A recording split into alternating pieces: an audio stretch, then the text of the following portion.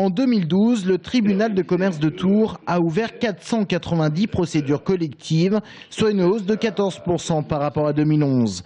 Dans le détail, le nombre de liquidations judiciaires a augmenté de 6%, lorsque les procédures de redressement judiciaire, elles, ont bondi de 18%. On se rapproche des chiffres records de 2009 qui avaient atteint 501 procédures collectives.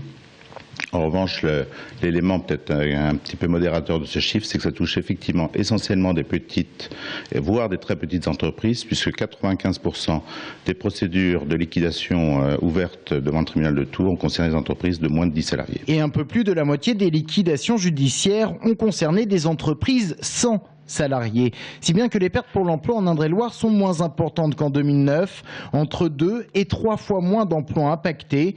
En 2012, 1736 emplois ont été concernés et près de la moitié ont pu être sauvés grâce à des plans de continuation ou de cession d'entreprises. Du côté des profils, ce sont d'abord des entreprises de création récentes qui font les frais de la crise.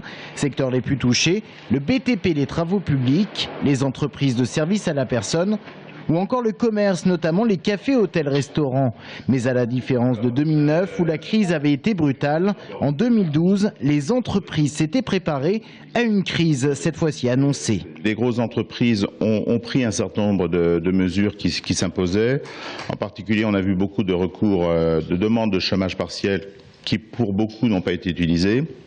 Donc les entreprises ont anticipé la crise. Mais attention à 2013, la crise devrait se poursuivre et le risque, c'est que les entreprises, pour conserver leur part de marché, baissent les prix au détriment de leurs marges, d'où un risque important pour leur trésorerie.